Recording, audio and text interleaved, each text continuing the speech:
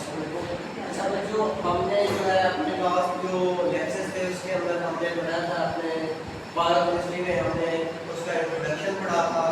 उसके बाद हमने कार्बोहाइड्रेट्स पढ़े थे। कार्बोहाइड्रेट में फिर हमने उसकी क्लासिफिकेशन वगैरह उसके फंक्शन वगैरह देखे थे। फिर हमने देखा था लिपिड्स। लिपिड्स क्या है उसकी डेफिनेशन देखी थी, उसकी क्लासिफिकेशन, उसका जनरल फार्मूला, फिर उसके फंक्शन देखे थे।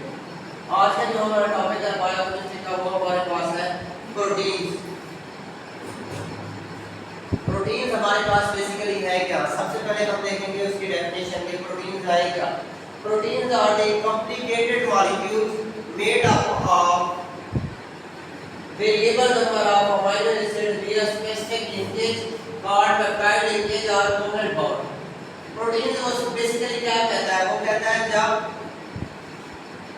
वेरिएबल नंबर मुख्तलिफ किस्म के हमारे पास जो अमीनो एसिड है जब वो एक दूसरे के साथ मिलते हैं, अटैच होते हैं, तो उसके नतीजे में जो हमारे पास स्ट्रक्चर बनती है किस लिंकेज के थ्रू अटैच होते हैं? पेप्टाइड लिंकेज या उसको कोवलेंट लिंकेज कहते हैं।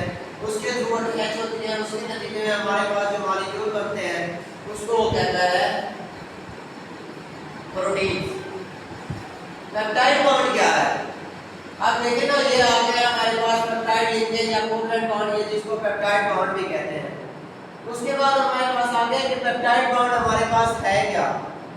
पेप्टाइड बॉन्ड वो कहता है लिंकेज है दो अमीनो एसिड के दरमियान जो लिंकेज होती है उसको वो कहता है पेप्टाइड लिंकेज। और वो किस तरह से होती है?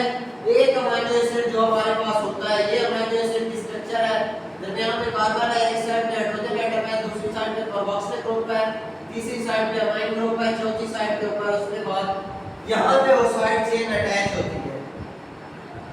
कौन सी साइड चेन अटैच होती है? दूसरा अमीनो एसिड आके इसके साथ अटैच होता है। तो वो बताता है हमारे पास पेप्टाइड बॉन्ड क्या है? जब एक हमारे पास अमीनो एसिड होता है उसका कार्बोक्सिलिक ग्रुप और दूसरा अमीनो एसिड होता है उसका जो अमाइन ग्रुप होता है उसके दरमियान में जो लिंकेज बनती है उसको कहता है peptide linkage. Linkage of two और more amino acid between amine group and carboxylic group उसको कहता है पेप्टाइड बॉन्ड। दूसरी डेफिनेशन उसकी सिंपल वाली क्या है? Polymers of amino acids.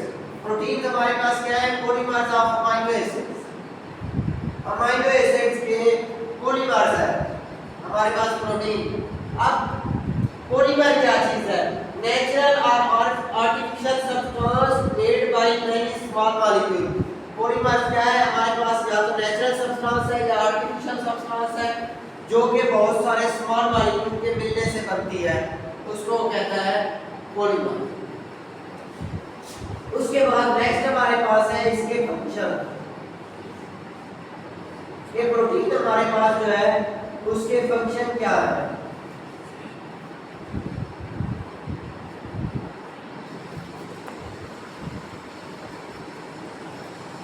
Protein के फंक्शन क्या है? सबसे पहला फंक्शन प्रोटीन का है डेवलपमेंट एंड रिपेयर।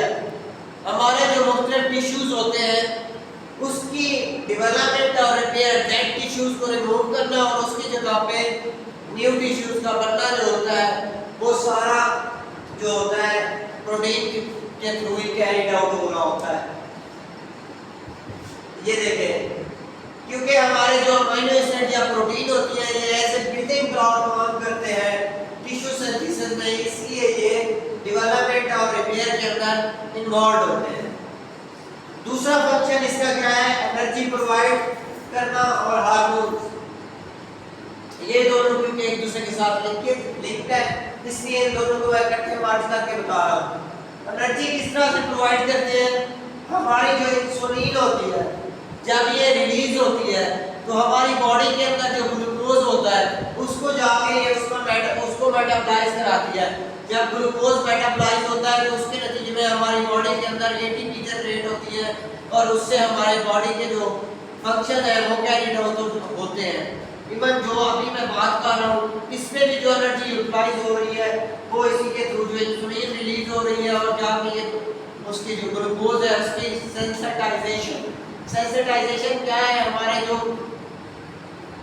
रिसेप्टर्स होते हैं, उससे इंसुलिन जो होती है वो रिलीज होती है और ग्लूकोज का जाके मेटाबॉलिज्म कराती है।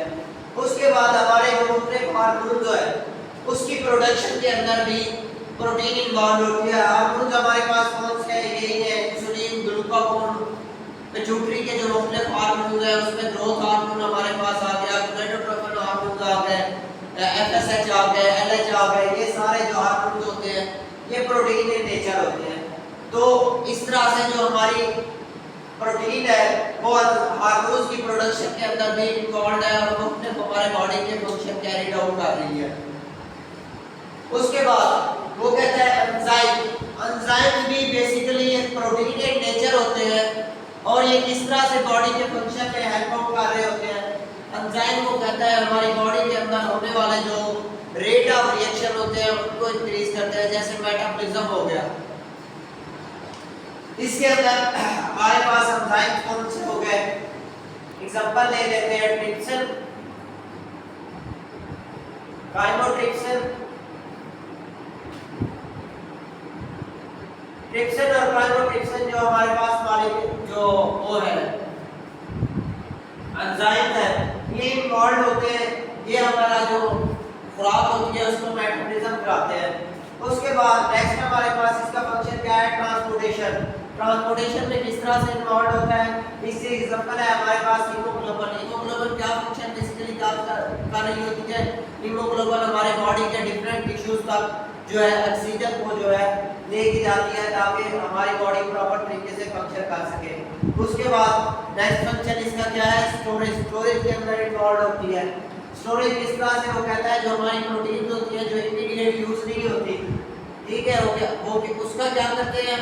वो कहता है वो फैट के सूरत में जो हमारे एडिपोज टिश्यूज होते हैं उनके अंदर जो है एक्यूमुलेट हो जाती है, स्टोर हो जाती है, ताकि फ्यूचर में जब कोई स्टार्वेशन वगैरह या इस तरह की कंडीशन है तो हम उसको यूटिलाइज कर सकें। उसके बाद नेक्स्ट उसका फंक्शन है फॉर्मेशन ऑफ एंटीबॉडीज।